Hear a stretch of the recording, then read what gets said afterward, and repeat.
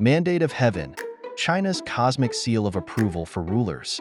Many of you history buffs might have wondered, why on earth did China go through so many dynasties? 11, to be exact. Not only are they hard to pronounce, but that's a serious amount of turnover compared to other ancient civilizations. While Egypt and Japan maintained long-standing dynasties, and England, a handful of ruling houses, China experienced frequent turnover, 11 major ones. Why the come and go dynasties? Get ready to dive into a history of power plays, heavenly mandates, and a revolving door of rulers who each claim to be the one true Son of Heaven. But don't let the celestial stamp fool you. This wasn't exactly a divine blessing bestowed in some heavenly ceremony. Nope, it was more like a handy political tool that turned every ambitious upstart into a son of heaven when the moment was right. The concept started back in the Zhou dynasty, after they overthrew the Shang. The Zhou rulers didn't just want to claim power. They needed an ironclad reason why they, and not the fallen Shang, deserved the throne. Their answer? The mandate of heaven. The heavens, they claimed, weren't happy with the Shang's corruption, disasters, and all the misfortunes that plagued the people.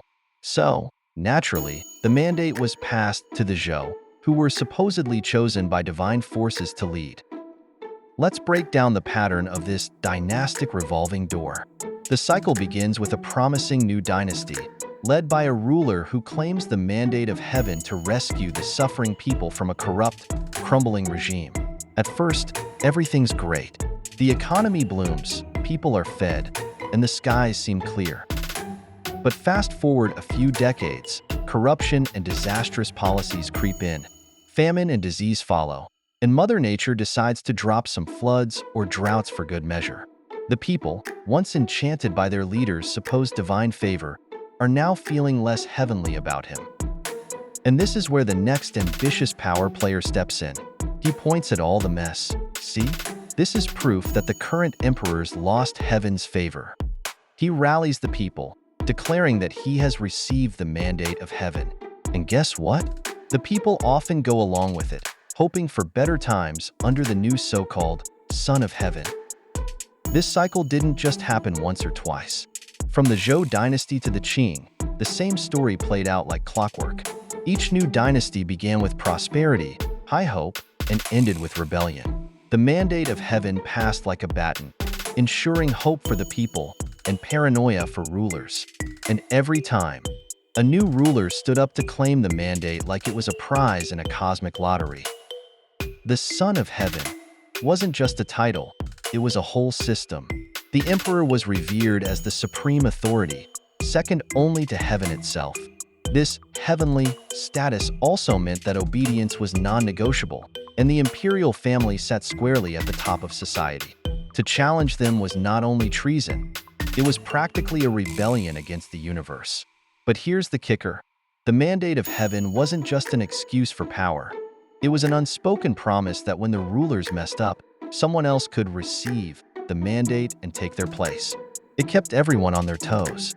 For the people, the mandate of heaven offered hope, a chance to believe that better times were always possible under the next ruler. So, the mandate of heaven was really just an ancient PR strategy to legitimize power grabs. Other cultures had divine rights too, but few were as open-ended. Unlike Europe's divine right of kings, which backed absolute power for life, the Chinese mandate came with a built-in revocation clause.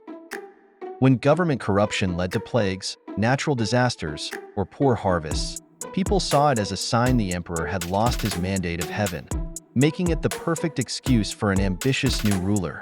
And why did people keep falling for it? Hope, plain and simple. A chance to believe that better times were always possible under the next ruler. In the end, the mandate of heaven was less about heaven and more about power, ambition, and survival. It was a system that kept emperors paranoid and rebels hopeful, forever balancing on the razor's edge of divine favor. So, next time you hear about the mandate of heaven, remember, it wasn't just an ancient belief. It was the ultimate political ploy, dressed up in celestial robes, and the reason China's dynastic cycle kept spinning.